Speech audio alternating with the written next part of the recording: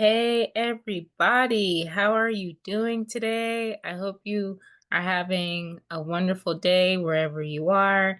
And if you aren't, I hope that maybe there's something that can make you feel better. I know that we're living in intense times right now and we all have our own personal lives. So just hoping whoever's listening to this, I hope all is well as can be and um, yeah, and I want to say welcome to episode 4 with Nicole Providence France-Coe. I'm so excited for you to listen to this episode. I don't remember how I came across Nicole's work, but after going through my personal archives recently, I told her that we participated in the same course called Encompass Minstrel Mystery School with my longtime womb teacher, guide, way shower, Marissa Correa, who also co-founded Womb School over 5 years ago. So, okay, hopefully I didn't, that's not confusing that Nicole and I took this course over 5 years ago. Um, so fast forward to late 2024, 2025, where, I've been following Nicole's Instagram for a while and it seems like our paths were meant to cross some way, somehow. I feel really drawn to Nicole's work, and last fall I took part in one of her offerings called Candle in the Void. She sent a beautiful colored beeswax candle with all kinds of sigils, symbols, and intentional designs, and a voice recording. At the time, I didn't realize that Nicole sent me a voice divination.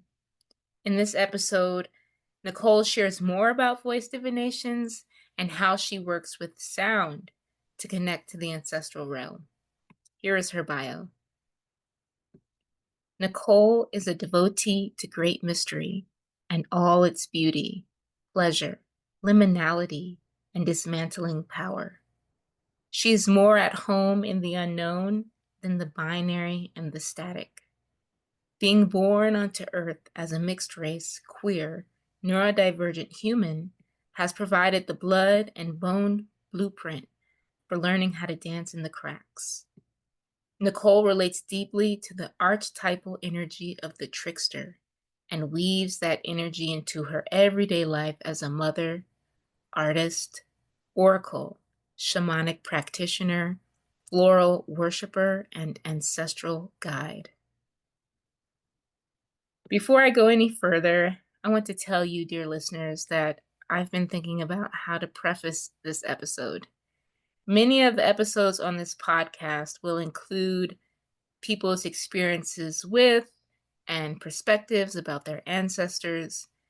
This could bring up a lot or be triggering for folks, or not. Please take care of yourself as best as you can. This episode, alongside a very recent synchronous experience involving grief work with the spirit realm, has brought up a lot for me in thinking about my own upbringing and my personal and familial relationship with my/our immediate and ancient ancestors. I noticed that in life in general, whenever I talk with people about ancestors or ancestral practices, religion tends to come up. With my religious upbringing and experiences at different types of churches, I mostly grew up Methodist. I was around more religious thinking and indoctrination than conversations about ancestral remembrance and connection, even though my family, extended family, and church community would be doing ancestral practices that weren't necessarily called that. So no one would be like, okay, everyone, we're going to do our ancestral practices. We would just do them. I also remember my great grandmother having a few superstitions that my generation still abides by, at least me, because it's been so ingrained. So it's just interesting to grow up around certain beliefs and superstitions and be taught how to form a relationship with God, the Bible, angels, and the church community, and ancestors, even just the word, not be included or emphasized as much.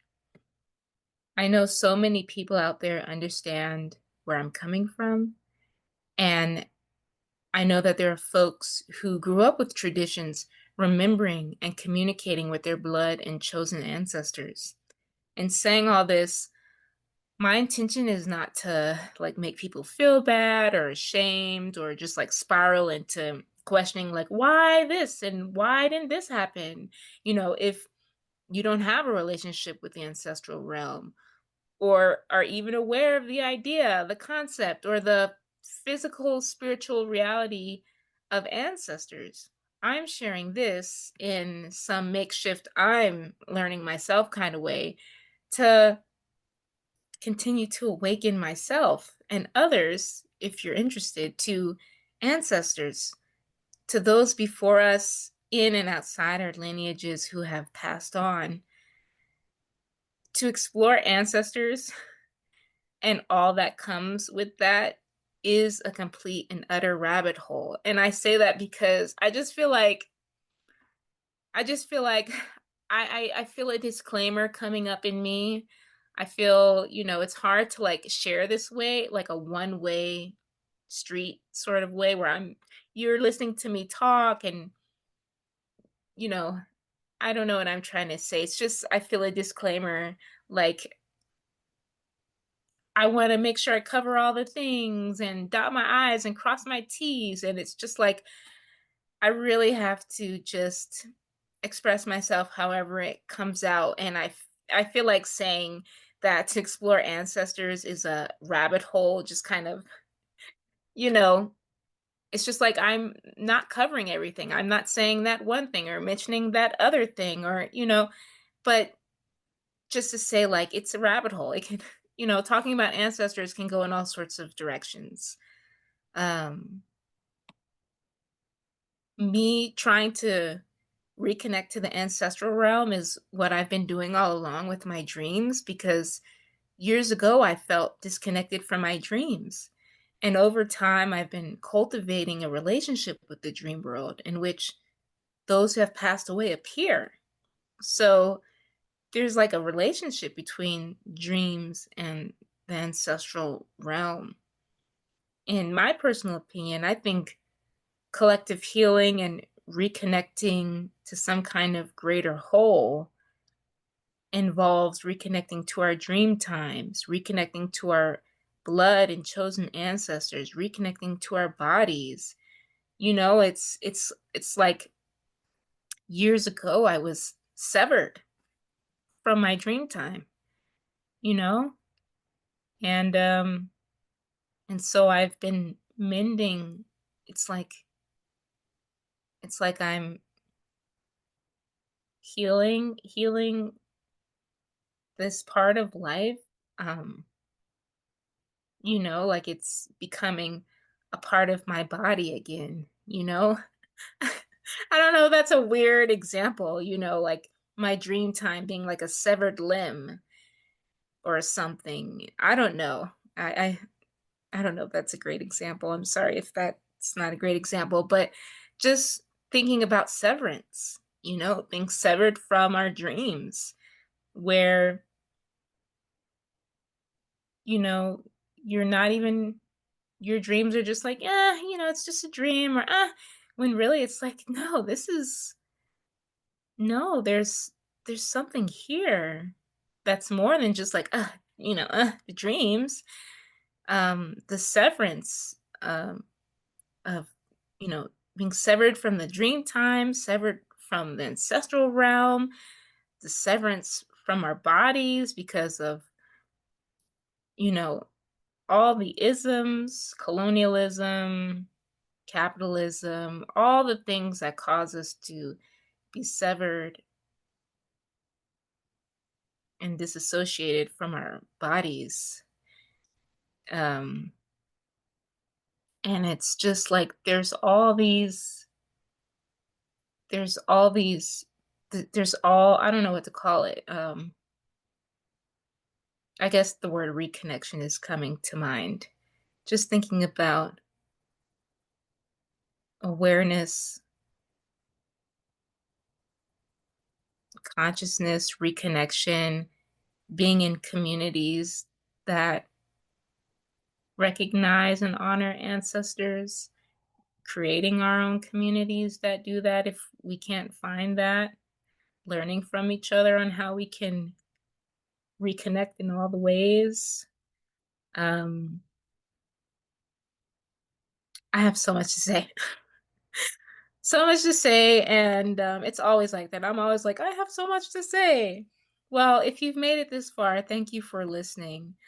I want to get more into the interview with Nicole, so I will circle back to this probably in a solo episode, but everything that I share in this intro is a reflection based on the interview. When I reached out to Nicole to be a guest on the podcast, I hadn't formed my questions yet, but I had some idea of what I wanted to ask, especially questions related to ancestor work. At the beginning of the episode, Nicole talks about being a mom, how giving birth has changed her life and tending to her children. I can't wait for you to hear how Nicole works with birth in her work. It's just another powerful reminder about the role of birth and rebirth as a process, an act, a bridge. I mean, can you imagine if there was no such thing as birth? How would many of us or any of us be here? For people who believe in rebirth, how would we be who we are today if the process of rebirth, however that feels or looks like, wasn't available? We get into sound and how Nicole connects to the ancestral realm through her voice. We talk about Mercury a lot, the planet of communication, and so much more in astrology. I've always thought of the voice as a world-making tool or power, and that's exactly what Mercury is. That you literally can create realities with your voice and what you speak out loud. Isn't that what musicians and vocalists do? They create musical atmospheres and new realities from sounds and songs. Think of the singers and artists you listen to. Maybe they started out on a small community stage somewhere, and how their voice over time created a new reality where now they are singing on a bigger stage in front of a bigger audience. Or their voice has opened up opportunities to collaborate, travel, buy a home. Does this make sense? Mercury is like, put some respect on my name. This episode also reminds me of how people have intelligences, abilities, spiritual gifts, and experiences that, people might roll their eyes at, like plant communication or different types of clairvoyance. And it's only until there is some in-depth scientific research to provide evidence that these seemingly unexplainable, magical, spiritual, supernatural experiences are accepted. Now, why is that? Many folks already know that science is actually catching up to spirituality. I know these are sort of kind of, general words I'm using. But why are a lot of these things still so taboo? I personally don't feel the unseen or mystical elements of life need validation that they are real. Like I don't think the unseen is like waiting for all of us to validate them. I think it's mostly us on this other side who for some reason need evidence or certainty that tells us something like the ancestral realm is real. There's something, you have a whole conversation about certainty, uncertainty, no binary, what is the deal with certainty and uncertainty and the unknown? What is the deal? Like I've had my fair share of being in the unknown and not knowing what's next. Certainty definitely feels so good. I feel so good when I know what's going to happen, or it um yeah, this is another kind of rabbit hole of, is something real or not? And I think that's one of the biggest questions of our times. I think that's one of the biggest questions of our time. Neptune is in the final degree of Pisces, heading into Aries at the end of the month. For years, we've been dealing with, fake news. And because of, having to, there's conversations about fact checking and, um, there's AI where people can't tell, is this real? Is this not real? So there's this larger question in the collective about what is real and what is not real, and what do those words even mean? And then, we can easily spiral out, you know? What does real even mean? What if we change the definition of not real? Like this can easily become, and that's the whole Neptunian vibe. It just starts becoming really blurry, foggy, slippery slope. You don't know what's going on, what's happening.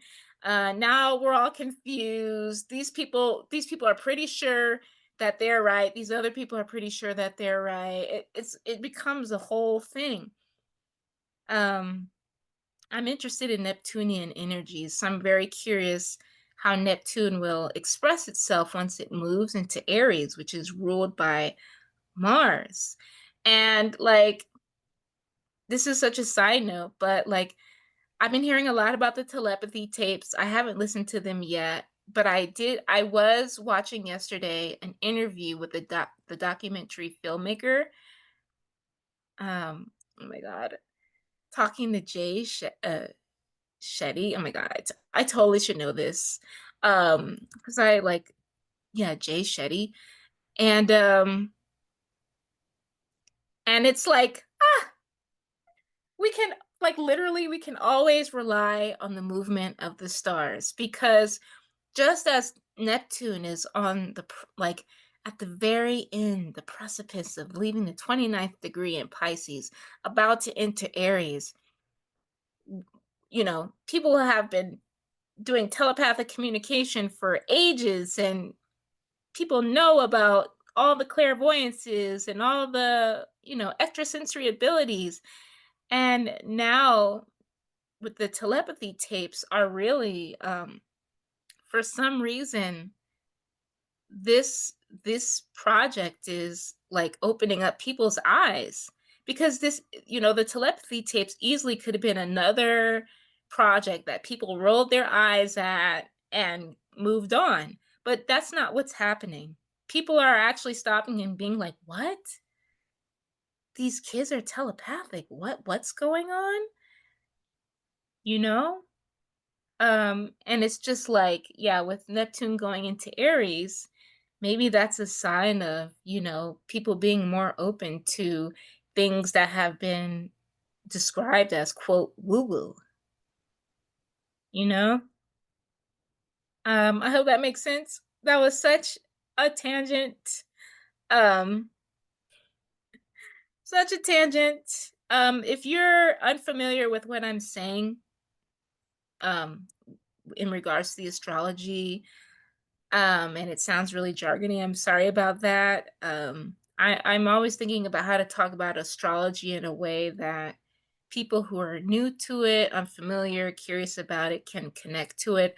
All I can say is that, um, whatever you believe, that astrology is connected to astronomy. It's connected to the actual movement of the stars, to our solar system, because Earth is a planet in a solar system. So it's not, something out there, that's just out there. We're just like how the sun and the moon impact us on a day-to-day basis. We're also influenced by the other planets in the solar systems and other asteroids and star systems and you know, all the astrological movements. Um, so I just want to say that if you're feeling kind of iffy about astrology, that it's it there's there's a literal physical aspect to it. Anyway, I love how in the last episode, Michaela Harrison talks about telepathic communication being an integral part of decolonization work, and I've never heard that before. And it makes me think how many more extrasensory experiences, which with decolonization would be ordinary and regular experiences, could be freed from being woo-woo or taboo. I just feel like maybe with Neptune going in Aries, a lot of these extrasensory experiences can experience itself liberation so that it can express itself freely and be respected, because for a long time, you're this or you're that because you believe that there are psychics out there and mediums and all sorts of things. I'm going to come back to this. But closer to the end of the episode, I asked Nicole about her experiences sharing who she is in the world, and she talks about the importance of discernment. Discernment. Getting back to sound, several of the guests I've interviewed so far talk about the power of the voice, sound, music, and language. At some point during the episode, I tell Nicole that I'm in an online DIY PhD program with the School for the Echo Scene. Shout out to them. They're based in California in the US. And I'm mapping out my major in singing, songwriting, and music production with a minor in nervous system studies. Now, I'm using academic language, but in a DIY PhD program, you can language your focus however you want. I'm just using academic language because it helps me. That's just helpful for me. I haven't formally shared that I'm in this program until now because I'm still grounding in the program and getting to know everyone. I feel good about my focus and even more electrified after talking to podcast guests like Nicole. I want to sing by myself, and I do. I want to sing with other people, and I am. I want to write songs, dabble in learning how to play some instruments, and make my first album. There's a lot of things I want to do in life. That's my Gemini moon. I love my Gemini moon, by the way. We should all give our moons love. Whatever kind of moon you are, our moons are multidimensional, and let's give our moons some love. If you're an Aries moon, a Taurus moon, I'm gonna do the whole zodiac. And if you're an Aries moon, a Taurus moon, a Gemini moon, a Cancer moon, a Leo moon, a Virgo moon, a Libra moon, a Scorpio moon, a Sag moon, a Capricorn moon, an Aquarius moon, or a Pisces moon. Just give our moons some love just because. So there's a lot of things I want to do in life, like I said, and what I've encapsulated in my DIY PhD are several of my desires.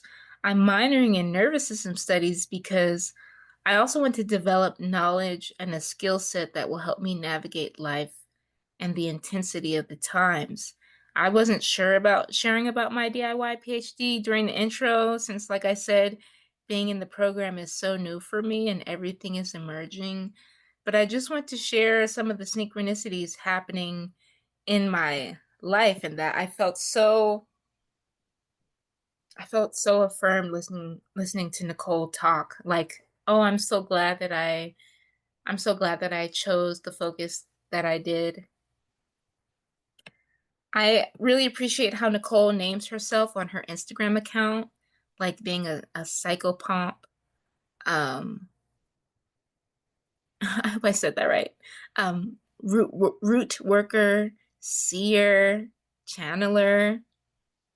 Going back to thoughts on colonization and these spiritual gifts, I keep telling people what many of us already know, that the planet is actually a pretty magical, oftentimes odd, place, and human beings and all the life here are pretty fantastical.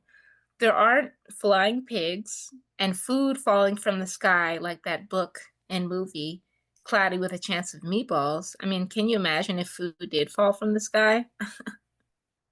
Um, but there are seeds that turn into food. Mycelial networks, trees, healing plants like rose, burdock, and milky oats, plant and animal communication, bioluminescence, our body's ability to heal itself, telepathy, different types of knowings, rainbows, fire, dreams, and having imaginations. Like, actually, maybe we are in an epic storybook. An epic, what the fuck storybook. And maybe part of the greater storyline is freeing ourselves from a world where being psychic is feared and demonized, freeing ourselves from this world where being psychic is feared and demonized, where we free ourselves from a world of comparison where the person playing with colors, growing flowers, or who is working with plants and making plant medicines is just as wondrous and mysterious, or whatever word you want to use, as someone who sees into the future.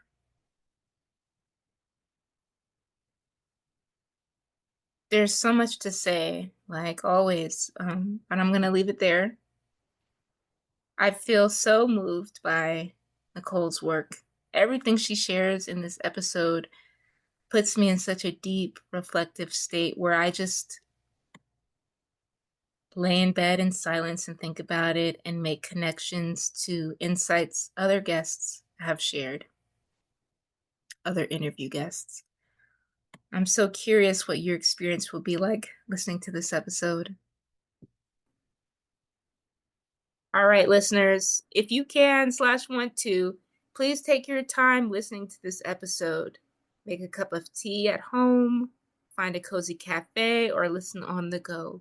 Either way, I hope you find at least one thing in this episode that is interesting, sparks your curiosity, is helpful, or inspiring in some way.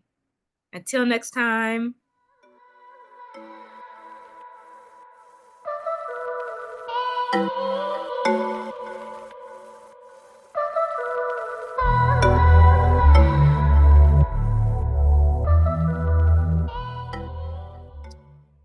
Welcome to the podcast, Nicole.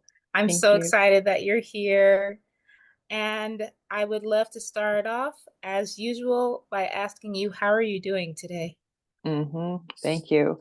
I think what I want to presence, actually, I was sitting with this, is I feel today supported and uplifted by community and friends. And in particular, I have a bracelet that represents Mercury from my friend Naeen, and I'm wearing this silk gold scarf around my neck from my friend Leslie. And then I actually have specifically for you in this time, it's all of these little shells necklace that my friend That's so Nikki nice. from Grand Rapids bought and sent to me. And so I was just wanting to feel their love and feel this energy. And yeah, I think that's what I'll presence for today. I feel very at peace, grounded in a place of release, and also really supported by the adornments I have on. I love that. Yes. Shout out to the support of friends, chosen Yes. family, ancestors. Just shout out to feeling grounded and at peace. Yes. I love that. And adornment. Yes. Beautiful. We are going to jump right in. Um, this question might be a little long, but I I like it. Go for So it. so on your Instagram account, you describe yourself as a mother, root worker, ancestral guide, seer, artist, channel, and underworld guide, working with flower and spider medicine and contemplakin, which I don't think I'm so familiar with. I wonder, out of all of these interweaving medicine ways and just ways of being, which one is the most alive for you right now in this very moment? Hmm, love this.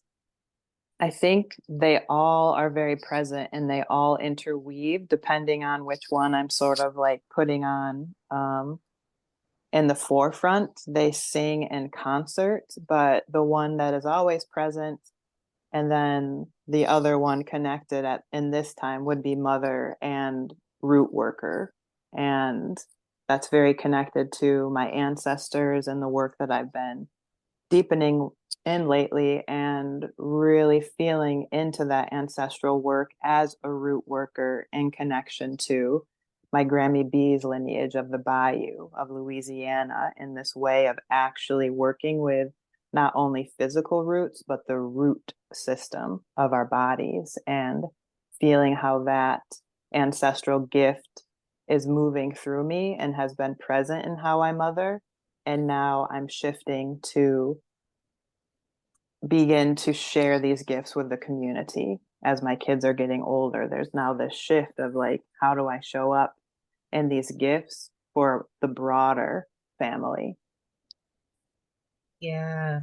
You said you said some really interesting things there. Like while you were talking, I was thinking, like, first from the bayou. Hey, Yes. Yes. I didn't know that. Yes, That's dope. it is. Um, yeah, and I'm like, I've been attending this dream circle, and it just so happened.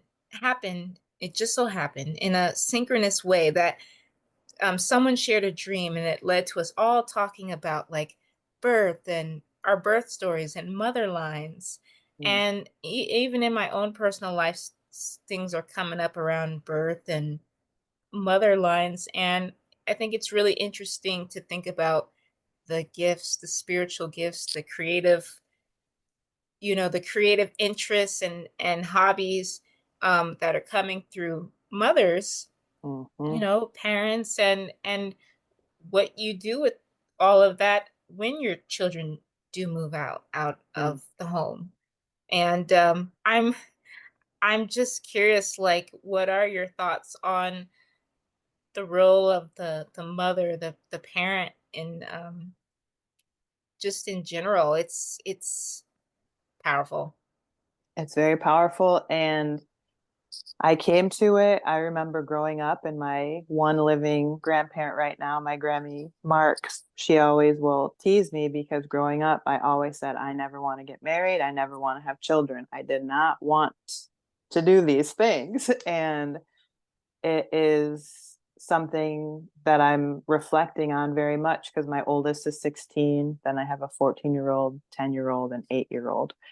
And becoming a mother was something that I did not want, but was something that on a blood and bone ancestral level, I made some form of a contract that I was going to not only come into my family as an archetypal black sheep, as an archetypal shadow worker, where I'm looking around and seeing shit going on at a young age that I'm like, this does not track. Like, we got to get this online and clean and clear these things.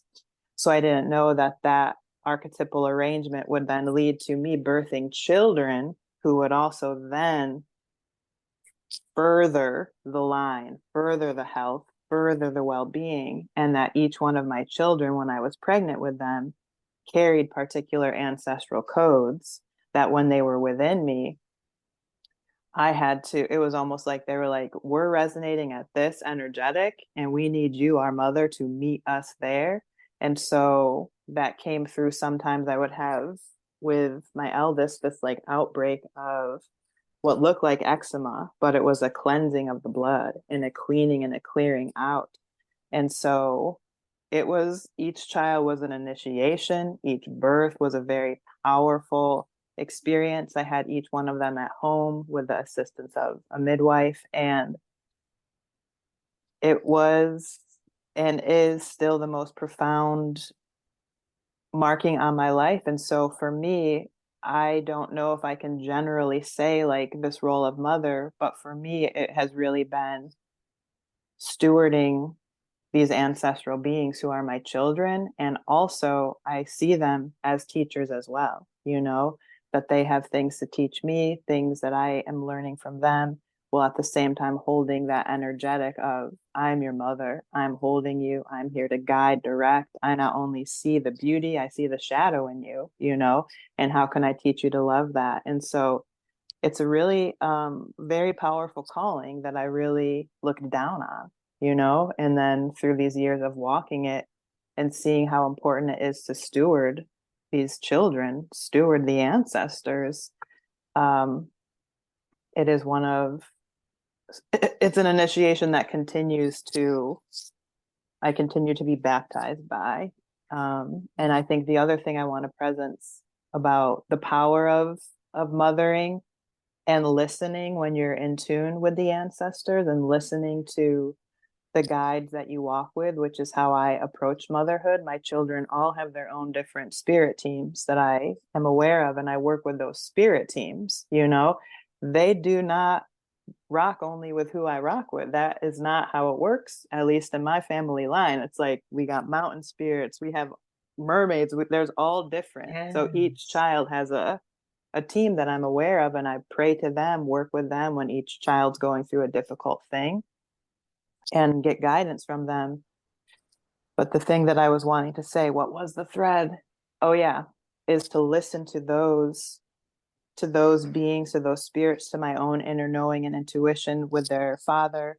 And part of that was to not follow what everybody else is doing. And so my kids go to public school. That was something that was put on us, of just like, they need to know how to be in this world. And you then are also feeding them as these trickster beings who know how to feed the ancestors, who know how to shamanic journey, who know how to lay hands on, who know how to dream and bring interpretation through. Hmm.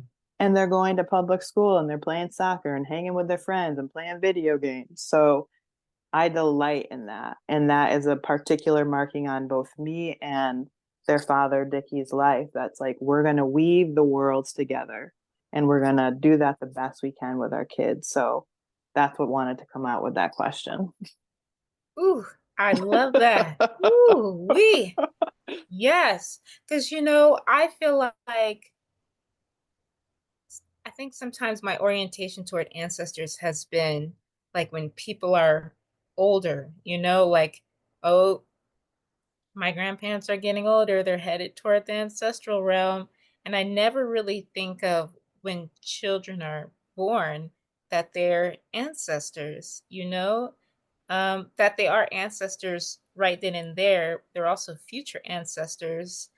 And yeah, it's like tending or stewarding and ancestors. And I Yes. just, unless someone shares that, it's like that's never I that's never really run in my mind, and maybe not a lot of other people's mind. And that it it's like a direct connection to the ancestral realm too, Yes. that this is some kind of regular engagement.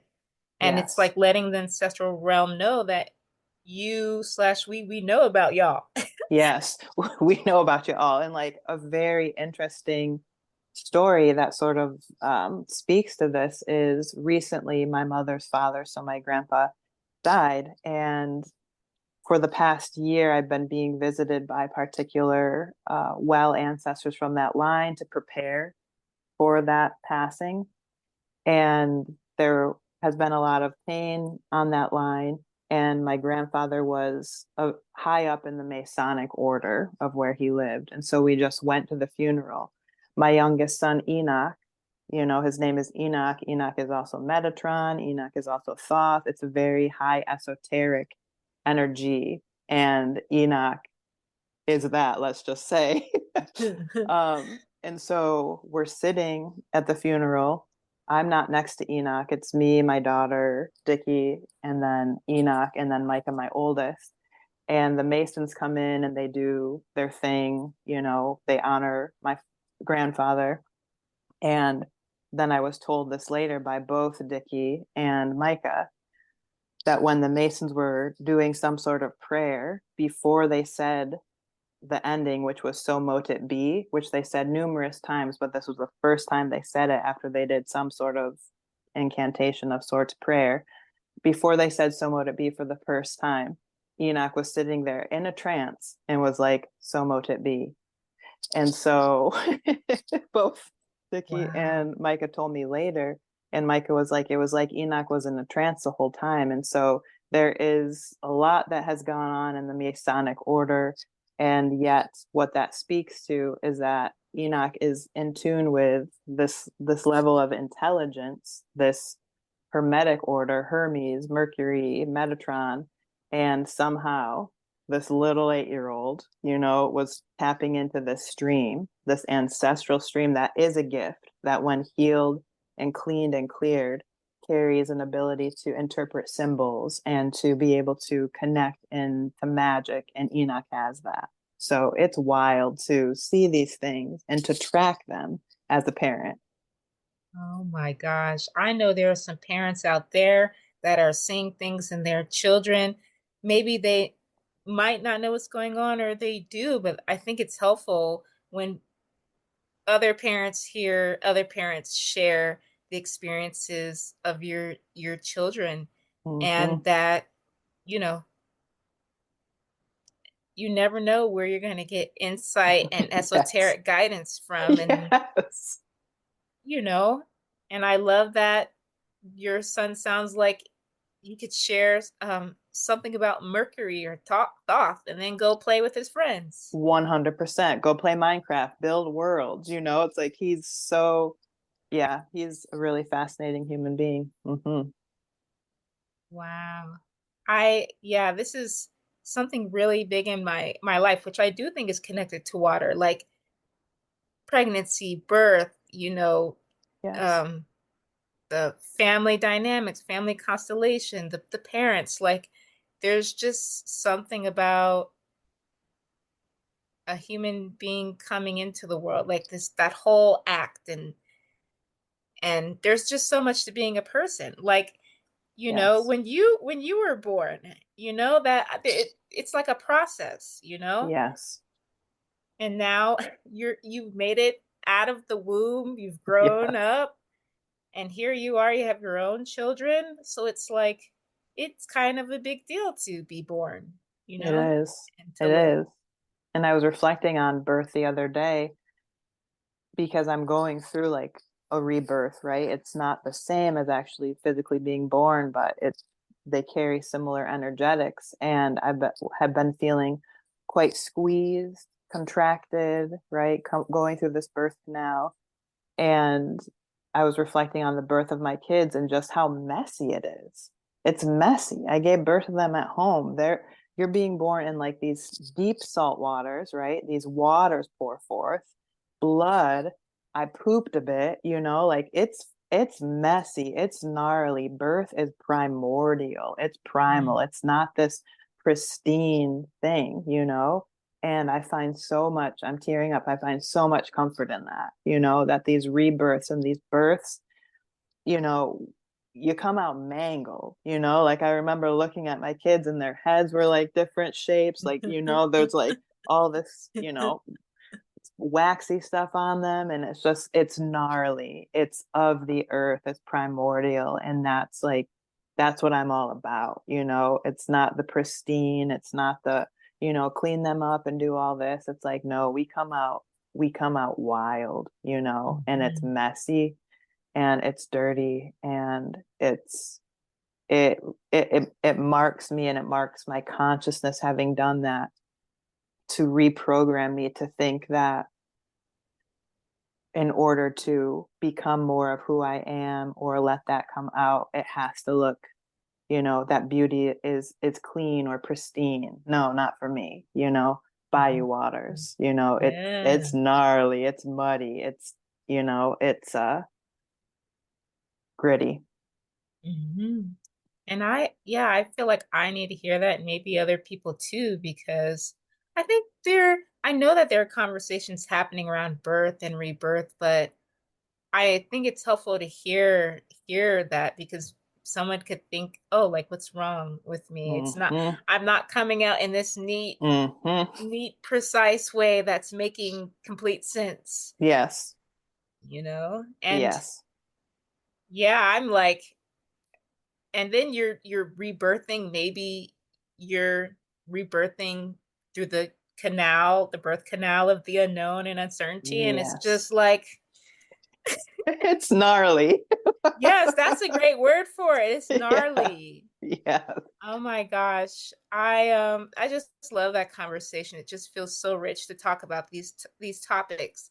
Um but I do want to move on to my next question and say that you sent me a dope artist statement sharing more about your Mm. work, where you say in the beginning, my work explores the intersection of sound and the ancestral realm, using my voice as a conduit to channel the wisdom, stories, and landscapes of those who came before me. So I have a couple of questions about all of this. First, I'd love to know what even catalyzed or moved you toward working with the ancestral realm, especially since it seems like it's such a central part of your work. Was there any moment in your life, or it was just, knowing it was a calling from your lineage? Yeah, I think growing up, I always felt different. I felt, like if I were to be seen in the eyes of spirit, like I hobbled, like I stunk in a good way to spirit. And I just always felt a little bit off, like I know how to play the social game, these types of things, but I was often having experiences or this like the umbilical cord to the spirit realm was still intact with me, and I didn't know that at that time that was the ancestors. But looking back, I literally see that my different obsessions at different times, like, was the ancestors coming through. So, for example, I was very obsessed with Teenage Mutant Ninja Turtles, just loved them, like, watched them, had the action figures, like, just needed everything, needed them around me. And this was brought back to me a couple months ago because Grandmother Turtle is a deep ancestral guide of mine. And I was sitting with her in her shell. She was teaching me and she was showing me, Nicole, I've always been there for you. You were tuned in. It came through the Teenage Mutant Ninja Turtles. And then it's just I love just being so wacky and free, in my mind, that again, it's not that pristine. It's like Grandmother Turtle was able to come through Teenage Mutant Ninja Turtles, right? The gnomes I work with were able to come through David the Gnome and the Smurfs, like these cartoons, these parts of my 80s childhood were all these threads that were the ancestors being like, there's resonance here, child, there's resonance here. And one of my obsessions were trolls. I had so many trolls. Like in my room, I had a troll birthday party. It was a very strong phase of my life. Now, looking back, when I was in my early 30s, I remember hearing, Dream Freedom Beauty, I think was a podcast name, but somebody came who was a candomblé voice diviner. And so the candomblé were coming through this person's voice, and there were these sounds that I just knew. I was like, I know this language. I know this language. And so I met with that person and they gave me a candomblé voice divination, and the candomblé were saying to me, you are one of us. You are one of us. And it's been since that of tracking my West African ancestry and bloodlines, these connections through my father line, that the candomblé come through my blood, the little people, the ones who carry these particular tones and frequencies. And they have communicated to me through other diviners that I too am a candomblé voice diviner, that I came in with a village and that they walk with me. And that's something that is connected to that passage that you read. They've been working on my vocal cords to come through in different sounds. And so, to answer that question, there was never really a moment when I was younger where I was conscious of that this is what is happening. But now looking back after these past 16 years where Pluto was in my underworld, the root system of my family, unlocking things in me, initiating me, that it's been over the past 3 to 4 years where it's really come into my consciousness that this has been a significant marking on my life, a significant way in which I walk. I walk with the ancestors. I'm a root worker, and I haven't for so long haven't known who I am because I'm mixed race and there's so many threads. It's that spider medicine. And so I would say the past 3, 4 years has been the reckoning and has sort of been this conscious arrangement of looking back on my life and realizing, okay, like this is the mark. This is the mark. Wow. I never even heard of voice divinations, Mm-hmm. and I'm just realizing, oh, maybe Candle in the Void, that was a voice divination, 100%. I knew it was divination. I was like, but I'm like, oh yeah, it was a voice divination. Yes. Wow, I love how grounded grounded and clear you are in Mm-hmm. your spiritual gifts, your medicine, and your lineages. And I guess that speaks to maybe Pluto going into that root Yes. system, you know? Because, Yes. I mean, I don't know what that experience was like. Pluto, It was brutal. yeah, yeah. I'm like, how would you describe that experience? Because how would you describe Pluto? How, Right? yeah, just Yeah. Are you asking that question or just yeah, I'm like, how would okay? you, because I'm thinking about Pluto transiting Aquarius Yes. now. And I'm still trying to, because this astrology is so layered. Mm-hmm. I think Pluto is transiting my third and fourth house. Mm. It's looking more like a lot of transformations in the third house, but undertones in the fourth house, and a lot of unexpected things have happened. Yes. Things that I'm just like, I want to do this and I want to go that way, but for some reason with Pluto's movements, this is happening, and it's Yes. just kind of mind-boggling. Yes. Yeah. I have Pluto in like I think it's like tropical or Western astrology. It's different in sidereal. I'm not sure of the pronunciation, but I have Pluto in the first house. So Pluto and I have a very deep relationship and a very deep bond. And over those 16 years, Pluto has marked my life significantly. I got pregnant with my firstborn son as soon as Pluto entered Capricorn. For me, that was my fourth house. So it's just been so deep in the ancestral realm, so deep in the roots, legacy work, cleaning, clearing. And I would say the past 16 years have been extremely brutal, exhausting, tiring, challenging. I have not had I have been drawn to different teachers throughout the way, but there was never anyone to walk alongside me and say, this is what's happening. This is what you're going through. The ancestors were literally like, we are going to teach you the curriculum. You are going to become a psychopomp, someone who not only walks with the living and the dead and it's a bridge, but that you will gain the respect of the dead so that you can be a bridge. And so that is what has been happening is this sharpening, this like dying over and over and over again. And it was brutal. It really was exhausting. And I look back and I'm just really in awe of myself and just grateful to that Capricornian part of myself that was so like, we're just gonna fucking do this. We're gonna like dive in. You're gonna die over and over and over and over again. You're gonna think that finally I'm coming up and I have something to share with the world, only to literally be brought back down by Pluto. It's only been in these past few months of the shifting of Pluto into Aquarius where I'm able to actually be birthing creative containers and art in a consistent fashion where I'm like, I'm not being pulled back down.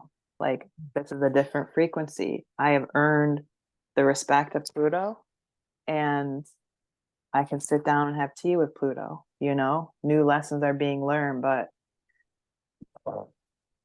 brutal. That would really be the word. Yeah. Wow, what a journey. And people Yes. got together and shared their Pluto experiences, especially in the fourth house, which I think to me feels like the most important house, the root, the Hmm. root of the chart. Um, it's like it feels like that's where a lot of things emanate from. Yes. Um, and um, and I'm curious, what is it like working with your voice to connect to the ancestral realm? Like, Mm. what is the somatic, physical experience? Hmm. It's really interesting because it's so natural. And this is something I've also been reflecting on because my mom, she's retired now, but she was a music teacher and all of her life, she was a chorus director. She worked in the city school district, like just with children who came from all different nations, and a lot of them were warring. And she is a peace builder, a peace bridge through song, through sound, that these students weren't able to understand each other because they came in speaking in their native tongue.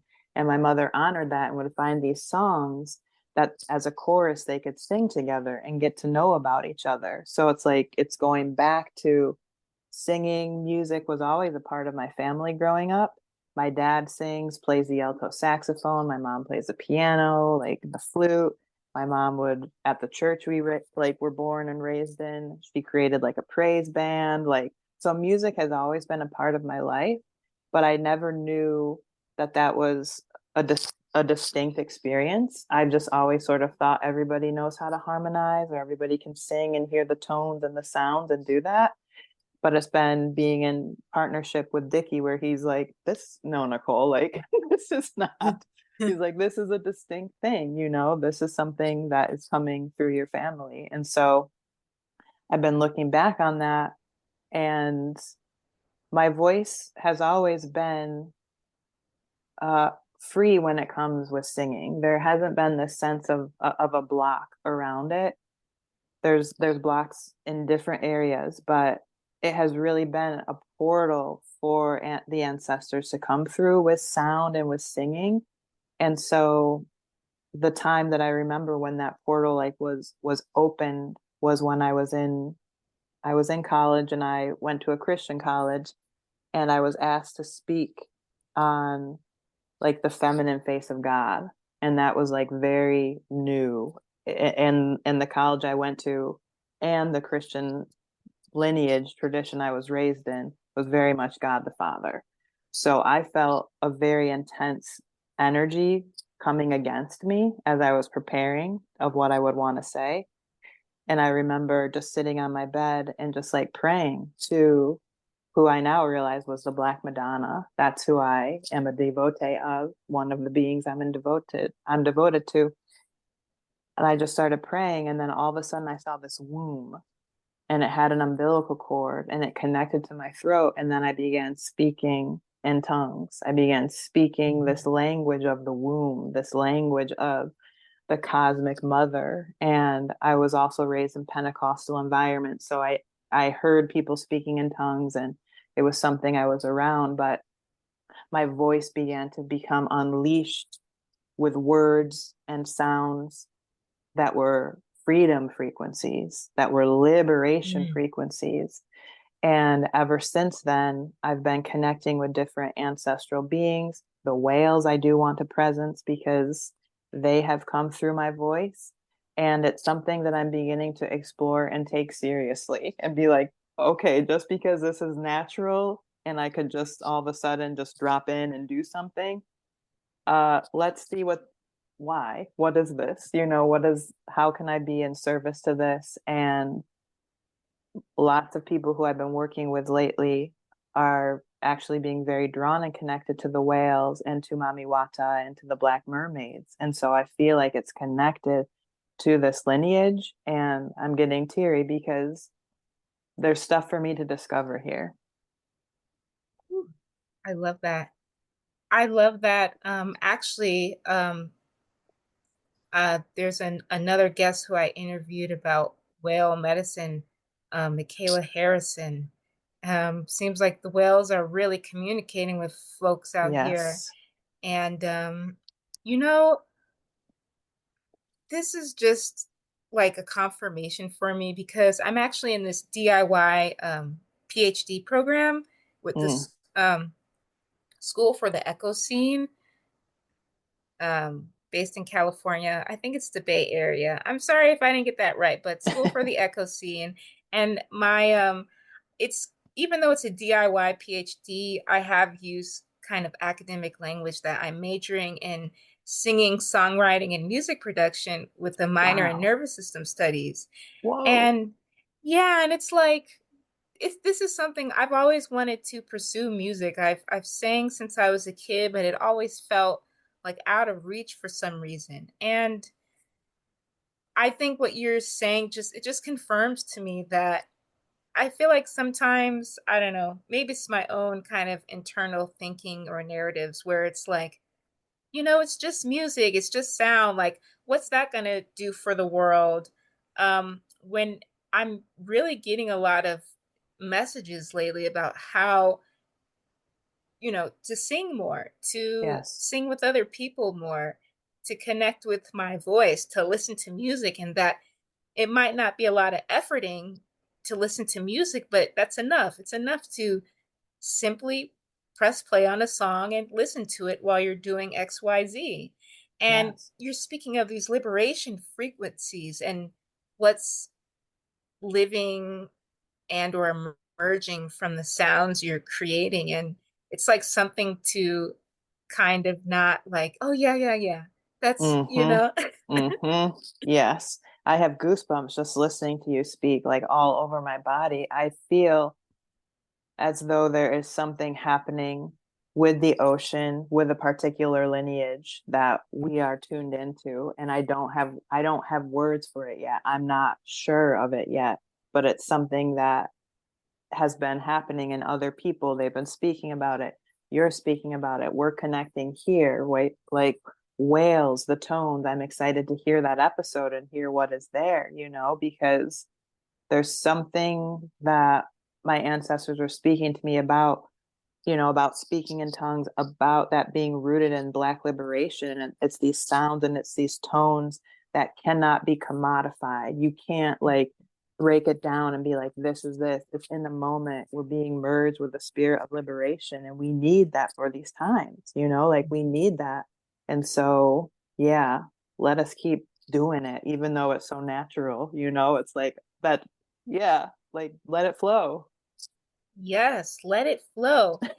And we haven't gotten to the candle in the void question yet, but as I've been working with that candle, I feel so shy saying this, but I have to get over kind of being seen. Shout out Mm. to 12th house placements. Yes, We I have both that. have we both have 12th house placements. Like, with this candle, I've been speaking in tongues, and I know that there's, Yes. my grandmother speaks in tongues, my mom speaks in tongues, and I was like, I'm speaking in another language here. And I said, I wonder, it never dawned on me that it never dawned on me that I could, I am a speaker of other maybe Mm. cosmic languages or other languages besides English.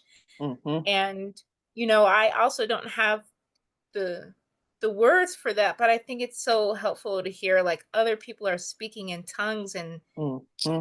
there's there's something going on. You might not have the words for it, but There is something going on. There's a remembrance, an awakening, a freedom codes. They're coming out of us. Like we're feeding the web, like, and that's something also about like being a 12th house sun and something about my life for so long. I've realized that I had this unconscious desire to be validated, right, by these like white systems, right? That it's like, I don't have a master's, I don't have this, I didn't take this class, I didn't do this, therefore the medicine I have isn't validated.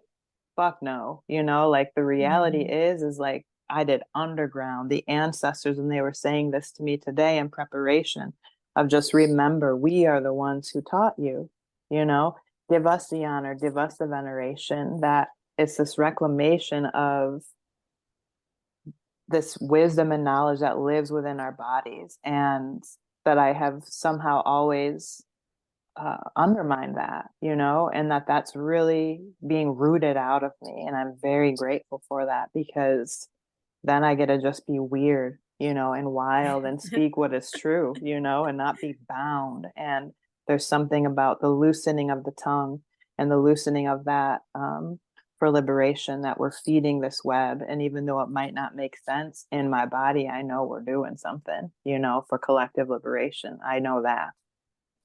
Yeah. Yeah, and I think that that speaks to kind of, I guess, trusting or still doing what you want or need to do when things might not make sense all the way, or Yes. we're not seeing all the pieces, I guess. Hmm.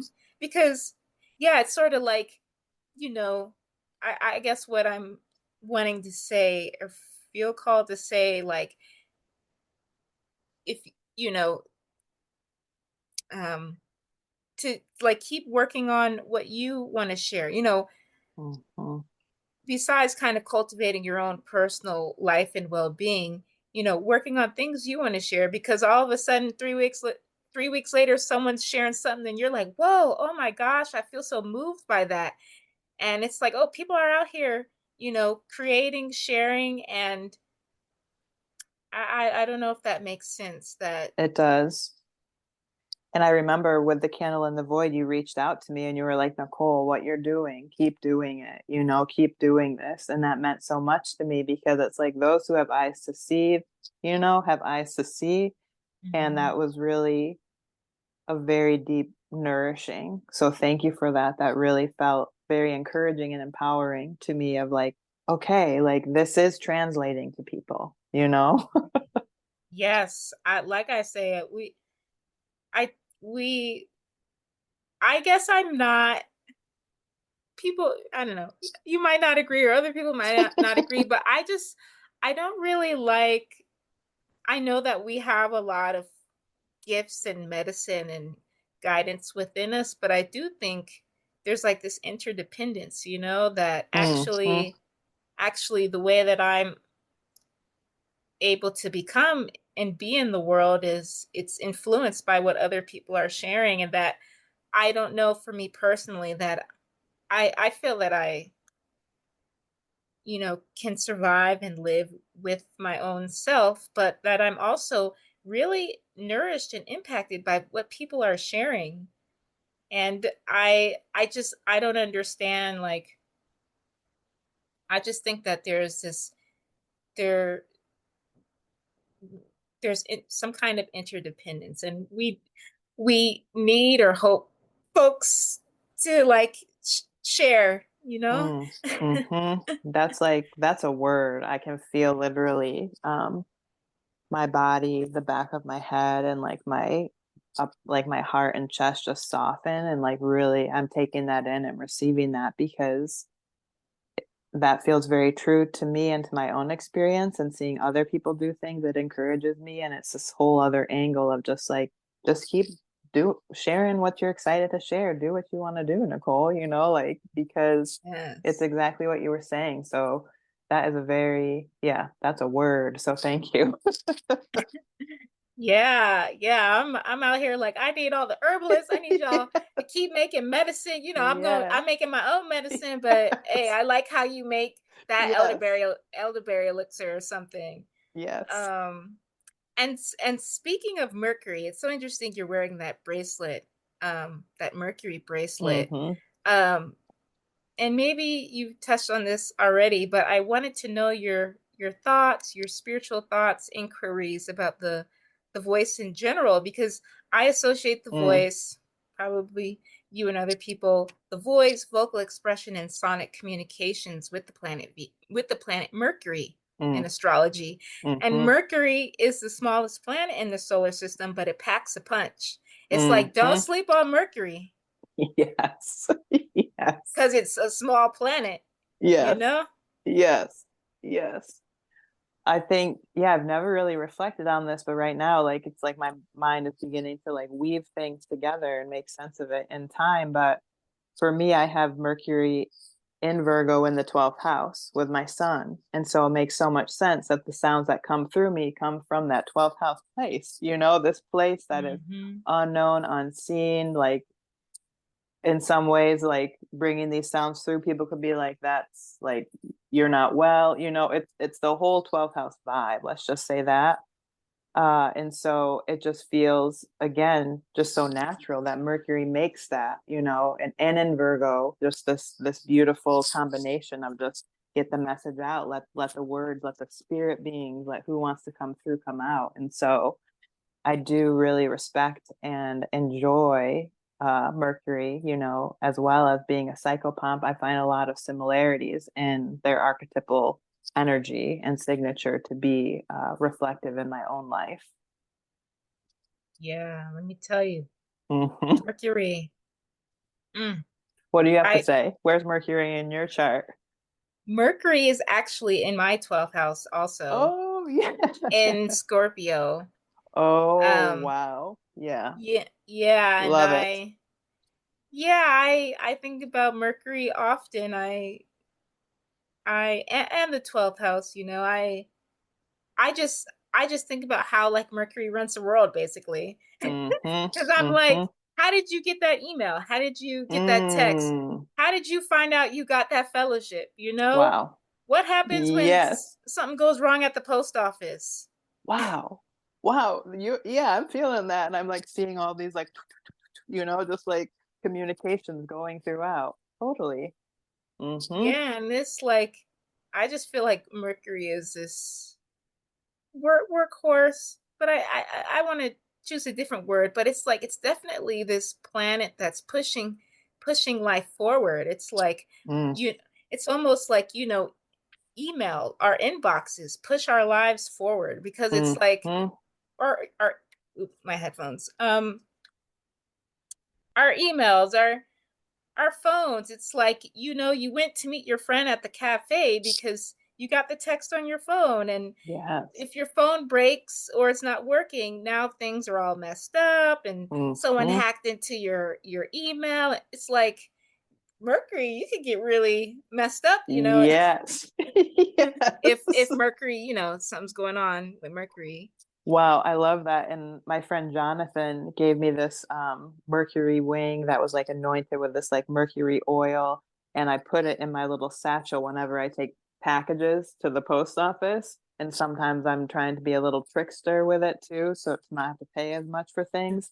So yeah, I'm always calling on that benevolence with this, with these Yes. packages. Wow, I really like that. I'm gonna think on that because that feels very true. Pushing things forward. Uh-huh. So much love for Mercury. Yeah, I said no Hmm. wonder Mercury has to rest during Mercury retrograde. Right. Because such a force, Hmm. small but mighty. Um, so we are living in pretty intense times right now. And Hmm. when I wrote this, I was like, when has there never been an intense time? But but I feel like, there are people who think and view the world in one way, and another group of people who think and view the world in a completely different way. And then Hmm. there's another group who believe this and that. And it's just like Earth is like a multiverse, and people Yes. are Yes. desiring different things and literally living in different worlds in Yes. in in the Within same this. planet. Yes. Yeah. And it's like I had a hard time. I felt like I couldn't find the words for this question. It's like, how can we connect to our ancestors at this time, or are they, is the ancestral realm um responding to the times? Like, I just wonder. Mm-hmm. Hmm. And then I spiraled and I was like, and this is my own thinking, like, well, what if the people in power, what if their ancestors, blah blah blah blah blah. But then I tend to think of the ancestral realm, which I still have to learn a lot about, as like, well, maybe it's some kind of neutral place where the overall goal is that everyone's trying to help people here in our chaos and tensions and issues, and there's like this greater ancestral um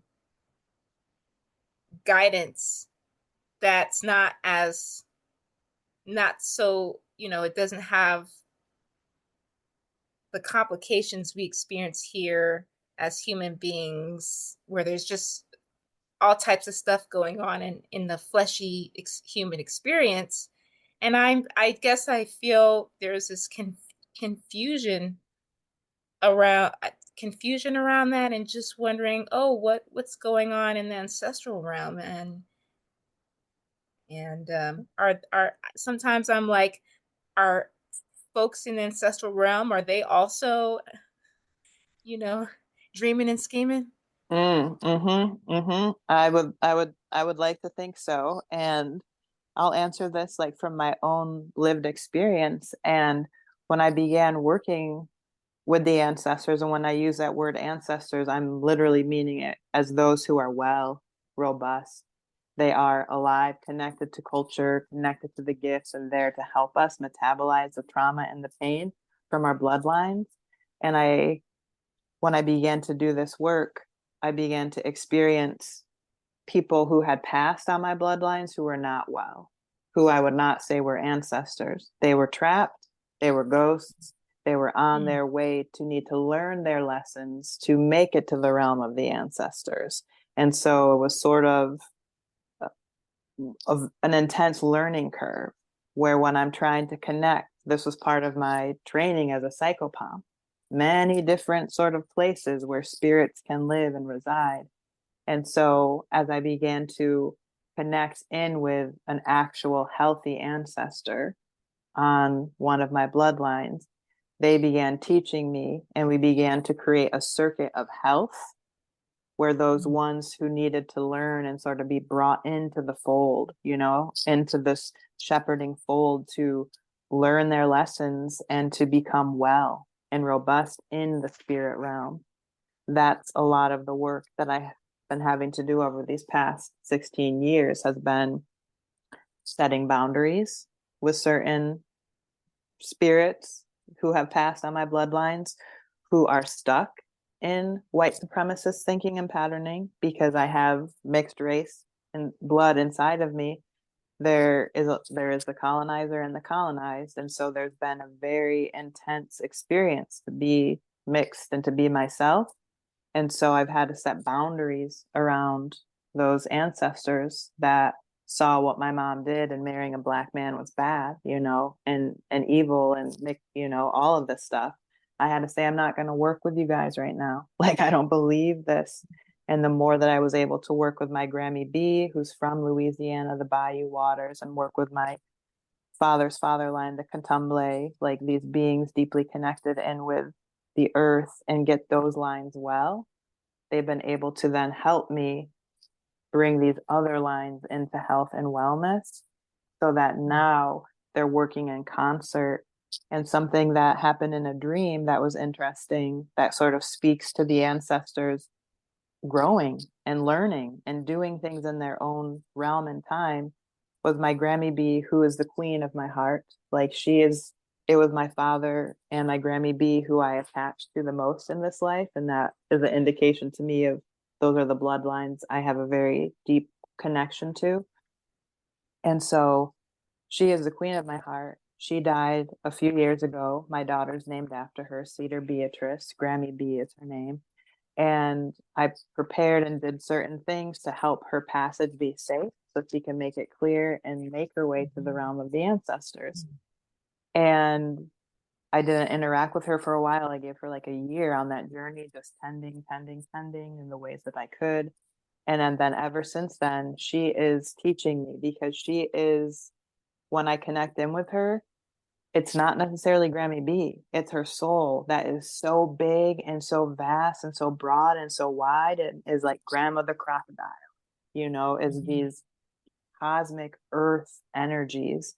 And she is taking her rightful shape and form. And yes, she's an ancestor, but there's something different about her spirit that she's teaching me. And anyways, my Grammy B, this was a dream. My mother's father line, where there has been harm and we've had to work to bring white supremacist energies into the order of Ma'at, into justice, and they're now flowing more freely. That well ancestor on my grandfather's side, my mother's line, in a dream came and sat at the feet of Grammy B, showing we are going to venerate this line. And Grammy B sat and he washed her feet. And ever since that, there's been this harmonization within my bloodlines of the rightful order and of this rightful order um, that of the matriarchal line. And it's not my mother line, but this particular line. And so the ancestors are doing stuff, like in the realms, and they're helping us. And I believe that we need that now. We need those who have caused harm in their ancestors, who have the consciousness to do that work so that they're not perpetuating that and passing that on. And the last thing I'll say that feels very alive and present is I have ancestors far back who are just very powerful and very much, they are Black and they are here for the liberation. And for a long time, they have not been able to, there has not been wellness on that line. There's been more of this story, I remember my dad saying, like, I'm not Black enough for the Black people, I'm not white enough for the white people. There's really been an internalized shame that has sort of manifested within me in particular ways. And as I've been working with that line, that Grammy B line, feeding those ancestors, they're getting stronger and they are like strengthening my back now.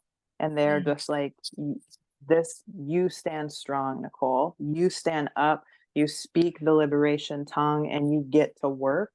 So as they're getting healthy and they're getting strong, they are making me healthy and me strong and me even more clear on the liberation work that we're here to do. And so it is my prayer that those who are called to work with the ancestors will do so. And it is a call, because if we can create that sense of like union and harmonization and owning up to the things that have been done, that have been historically evil and wrong, those who need to rise up in their strength and their power and be seen for who they are, like, yeah, I have a lot of, I think it's like hope. I have a lot of hope for what the ancestors can do and the land. But it's gnarly times. Like I said, it goes back to birth. Like we're in revealment times, a birthing time, and it's messy. But I'm here. I'm here. Yes.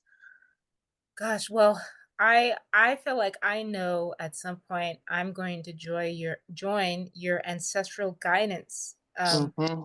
offerings. I know that deep in my spirit that that's something that I'm going to be doing, and I know that there are a lot of offerings out there that support people in connecting to their ancestors and ancestral guidance and wisdom.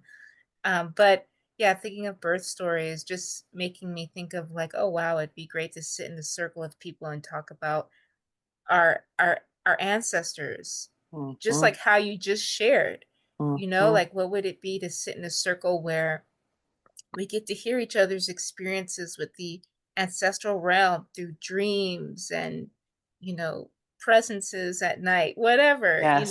and I I'm so grateful that you shared that because it makes me think about my own lineages. And I feel like a kind of hunger in wanting to Mm-hmm. understand what you just shared more. I wanna Mm-hmm. it's I guess if I'm honest, it's not something so present in my family. If any of my family members listen to this, don't be mad. But like, and honestly, we there, the word ancestors has rarely ever come up. And Mm-hmm. you know, I and I wrote about this that I think that we've done some ancestral practices, but they've never been viewed as ancestral practices. And I don't know, I just kind of felt fed by you Mm-hmm. sharing that. And Mm-hmm. also I was saying in another episode that sometimes I have a hard time grasping what it means to like heal your lines forward and back. And it's like I Mm-hmm. understand clearing and healing and repairing and all the things for our descendants and people who are coming Mm-hmm. after us. But I'm not clear on how people before us can, especially ancestors that aren't well, because sometimes I have a soft spot for the unwell ancestors, and my Mm-hmm. imagination goes crazy, and or my imagination goes in all sorts of directions, and I'm like, wow, I wonder where those ancestors are, and so I just think what you're sharing, what you're doing, is powerful work. It not only Mm-hmm. speaks to like the healing and strengthening of our ancestors, but that it trickles down to us too. And Yes. I just I guess I don't I'm at a loss for words, but just wanting more, I guess. So Mm-hmm. this will lead me to say you actually are facilitating an ancestral guidance um offering. Can you speak about that more? Mm-hmm. Yeah. So this is something that's been in the works for maybe like over a year, where my ancestors were like dropping things in, and I'm receiving ideas. And there was still a lot of that like Plutonian pulling me back, where I'm just like, am I actually ever going to birth this? Like, what the fuck, you know? And it's been in the past few months. I would like share about on Instagram, I'm creating this ancestral container. If people are interested, let me know. And I received emails from that. I didn't really advertise it much. 12th house sun stuff. I like to sort of have people feel the vibe, and this is how it Yeah. works for me.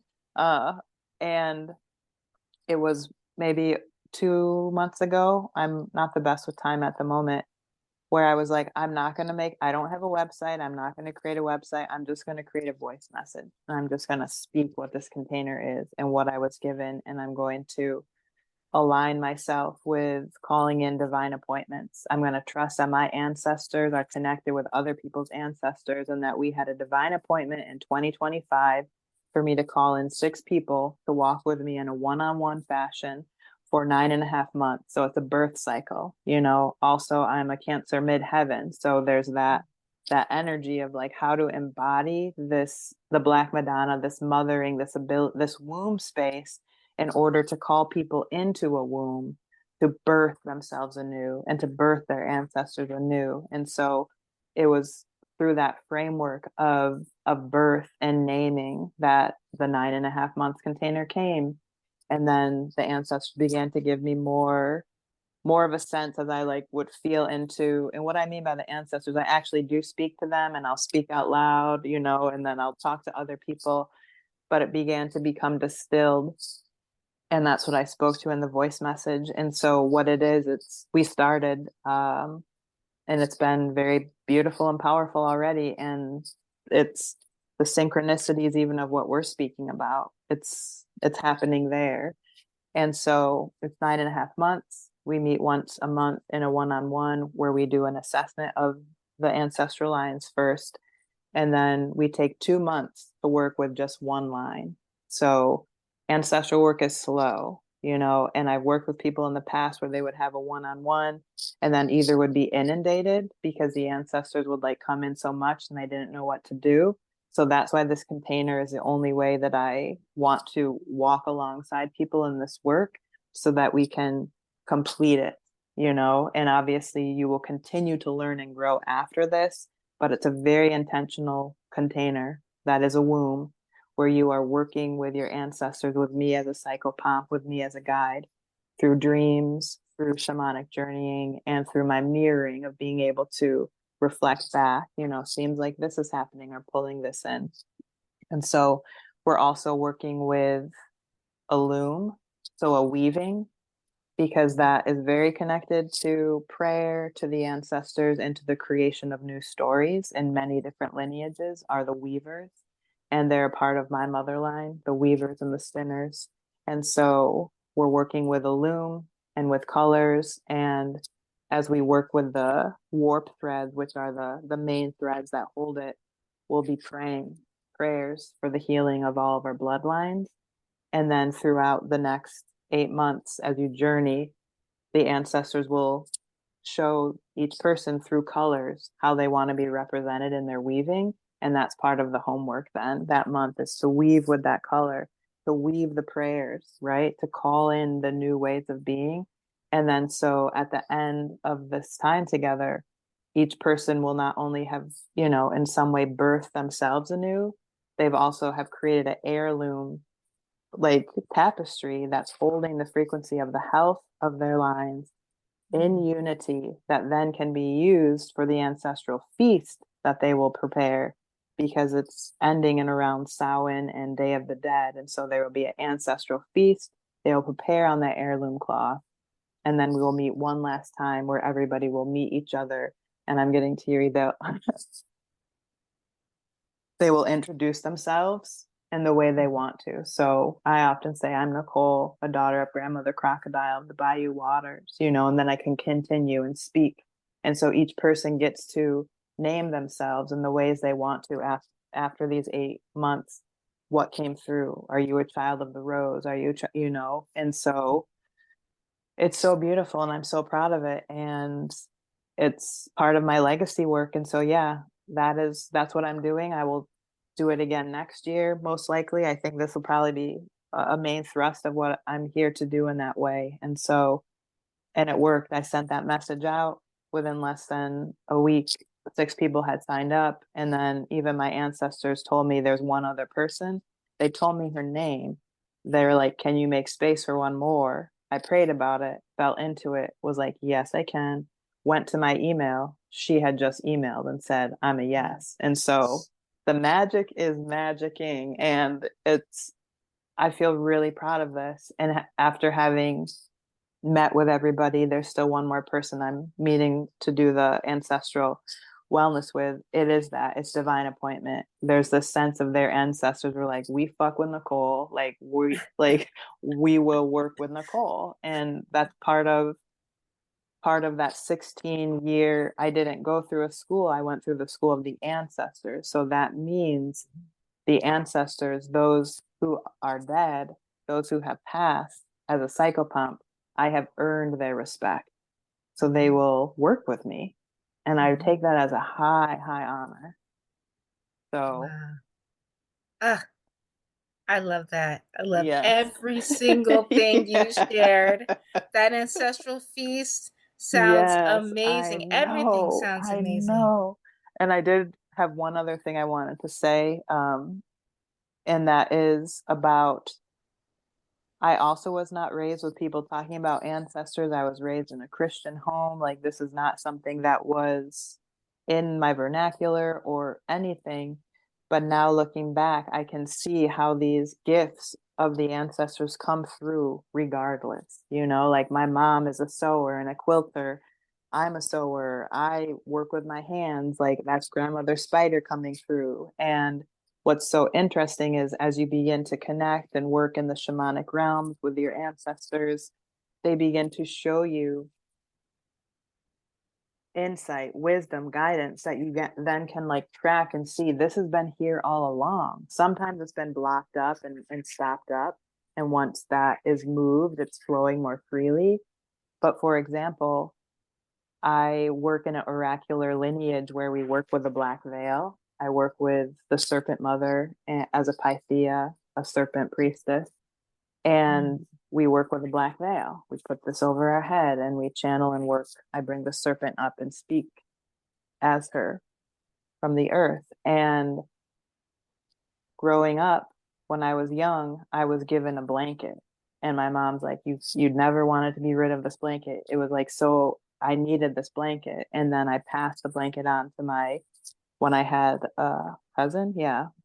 And it was like a big thing. And then my daughter, Cedar, my one daughter, had this swaddle that became her blanket, and she still has it. And I was dancing a while ago when she was going through a hard time.